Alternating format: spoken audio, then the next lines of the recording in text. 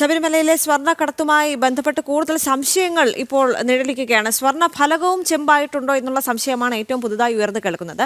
ഹരിവരാസനം രേഖപ്പെടുത്തിയ സ്വർണ്ണ ഫലകത്തിലും സംശയമുണ്ട്. ഇപ്പോൾ സ്വർണ്ണഫലകം സമർപ്പിച്ചത് 2014 ദുബായ് അയ്യപ്പ സേവാ സമിതിയാണ്. പിന്നീട് അങ്ങോട്ട് ഫലകം കണ്ടിട്ടില്ല എന്നൊരു ആരോപണം കൂടിയുണ്ട്.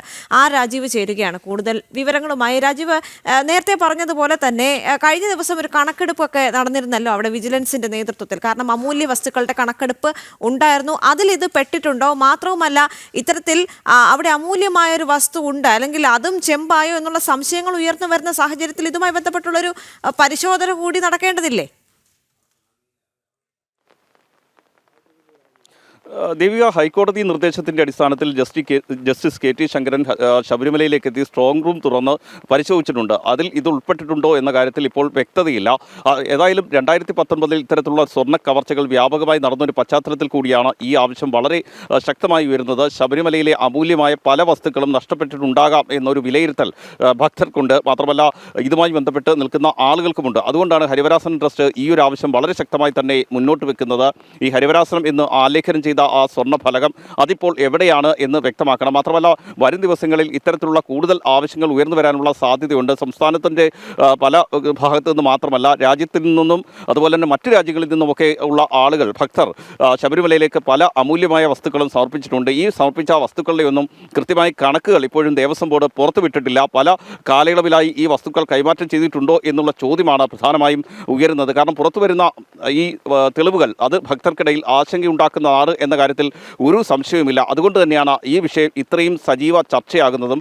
2019 ഈ രീതിയിൽ സ്വർണ്ണപ്പാളികൾ കൊണ്ടുപോയിട്ടും അത് തടയാനാവശ്യമായ നടപടികൾ ഉണ്ടായില്ല. ഇപ്പോൾ മാത്രം 2025 ജനൻ TV ഈ വാർത്ത പുറത്തുവിട്ട് ഹൈക്കോടതിയുടെ ഇടപെടൽ ഉണ്ടായതിനു ശേഷം മാത്രമാണ് ഇതുമായി ബന്ധപ്പെട്ട നടപടികൾ ഇപ്പോൾ തുടങ്ങിയത്. ഹൈക്കോടതിയുടെ നിർദ്ദേശപ്രകാരം മാത്രമാണ് ഇപ്പോൾ ഒരു അന്വേഷണം നടക്കുന്നതും. അതുകൊണ്ട് തന്നെ നേരത്തെ ഇവ നഷ്ടപ്പെടാനുള്ള സാധ്യതയുണ്ട് എന്ന് തന്നെയാണ് ഭക്തർ ഉറച്ചു വിശ്വസിക്കുന്നത്. ആ ഒരു പശ്ചാത്തലത്തിൽ കൂടിയാണ് ഹരിവരാസനം ട്രസ്റ്റ് ഈ ഒരു ആവശ്യം വളരെ ശക്തമായി ഉന്നയിക്കുന്നതും.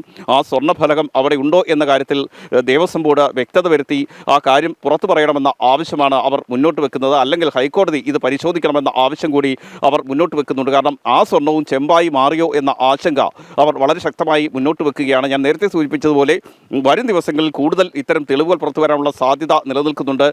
ശബരിമലയിൽ സമർപ്പിച്ച പല അമൂല്യ വസ്തുക്കളുമായി ബന്ധപ്പെട്ട വിവരങ്ങൾ പുറത്തു വരാനുള്ള സാധ്യത നിലനിൽക്കുന്നുണ്ട്. അതിലൊക്കെ ദേവസ്വം ബോർഡിന് മറുപടി പറയേണ്ടതായി വരും എന്ന കാര്യത്തിൽ ഒരു സംശയവുമില്ല. ഏതായാലും ഹൈക്കോടതിയുടെ നേരിട്ടുള്ള നിരീക്ഷണത്തിലാണ് ഇപ്പോൾ അന്വേഷണം നടക്കുന്നത്. സ്ട്രോങ് റൂം ഉൾപ്പെടെ തുറന്നു പരിശോധിച്ചുകൊണ്ടുള്ള അന്വേഷണം നടക്കുന്നത്. അതിൽ ഭക്തർക്ക് പ്രതീക്ഷയുണ്ട്. ആ പ്രതീക്ഷയുടെ അടിസ്ഥാനത്തിൽ കൂടിയാണ് ഇത്തരമൊരു ആവശ്യം മുന്നോട്ട് വെക്കുന്നത്. പക്ഷേ ഞാൻ നേരത്തെ സൂചിപ്പിച്ചതുപോലെ വർഷങ്ങൾക്ക് മുൻപൊക്കെ സമർപ്പിച്ചിരിക്കുന്ന അമൂല്യമായ വസ്തുക്കൾ അതൊക്കെ അവിടെ ഉണ്ടോ എന്ന കാര്യത്തിലാണ് ഇപ്പോൾ വലിയ ആശങ്ക നിലനിൽക്കുന്നത്. കാരണം അതിൻ്റെ ഒന്നും കൃത്യമായ കണക്കുകൾ ദേവസ്വം ബോർഡ് ശേഖരിച്ചിട്ടില്ല, സൂക്ഷിച്ചിട്ടില്ല എന്നാണ് നമുക്ക് മനസ്സിലാക്കാൻ കഴിയുന്നത്. നിലവിൽ പുറത്തുവരുന്ന തെളിവുകൾ തന്നെ പരിശോധിക്കുകയാണെങ്കിൽ, അല്ലെങ്കിൽ ജനൻ TV പുറത്തുവിട്ട തെളിവുകൾ തന്നെ ചൂണ്ടിക്കാണിക്കുകയാണെങ്കിൽ ആർക്കും ശബരിമലയിൽ എന്തും ചെയ്യാവുന്ന ഒരു അവസ്ഥയിലേക്ക് എത്തിയിരിക്കുന്നു. ആരും ചോദിക്കാനില്ലാത്തൊരവസ്ഥയിലേക്ക് എത്തിയിരിക്കുന്നു. ആ രീതിയിലാണ് ശബരിമലയിൽ ദേവസ്വം ബോർഡുകൾ പ്രവർത്തിച്ചുകൊണ്ടിരുന്നത്. 2019 ഉത്തരവിറക്കിക്കൊണ്ട് കട്ടളപ്പാളികൾ ഉണ്ണികൃഷ്ണൻ പോറ്റി എന്ന സ്വകാര്യ വ്യക്തിക്ക് കൊടുത്തുവിടുന്നു. അതിനുശേഷം ദ്വാരപാലക ശില്പത്തിലെ സ്വർണ്ണപ്പാളികൾ ജൂലൈയിൽ കൊടുത്തുവിടുന്നു. ഈ രീതിയിൽ ശബരിമലയിൽ എന്തും ചെയ്യാമെന്ന അവസ്ഥയിലേക്ക് ദേവസ്വം ബോർഡ് പ്രവർത്തിക്കുന്നു. ഉദ്യോഗസ്ഥരെ മാത്രം പഴിചാരി മുന്നോട്ട് പോകാനുള്ള ശ്രമം ദേവസ്വം ബോർഡിൻ്റെ ഭാഗത്ത് നിന്നുണ്ടാകുന്നു. എന്നാൽ പിന്നീട് ദേവസ്വം ബോർഡ് തന്നെ പ്രതികളാവുന്ന സാഹചര്യത്തിലേക്ക് എത്തുന്നു. ദേവസ്വം ബോർഡ് അംഗങ്ങളെ പ്രതികളാക്കി പ്രത്യേക അന്വേഷണ സംഘം കേസ് രജിസ്റ്റർ ചെയ്യുന്നു. അതിനൊക്കെ ഇടയാക്കിയത് ജനൻ TV വാർത്തയും അതുപോലെ തന്നെ ഹൈക്കോടതിയുടെ കൃത്യമായ ഇടപെടലും മാത്രമാണ് എന്നത് വളരെ കൃത്യമായി നമ്മൾ മനസ്സിലാക്കേണ്ട കാര്യമാണ്. ഇപ്പോൾ അതുകൊണ്ട് തന്നെയാണ് ഇത്തരം അമൂല്യ വസ്തുക്കൾ അവിടെ ഉണ്ടോ എന്ന ചോദ്യം ഭക്തർ ഉന്നയിക്കുന്നതും ഹരിവരാസനം ട്രസ്റ്റ് മുന്നോട്ട് വരുന്നതും. ദേവിക. ശരി രാജീവ്.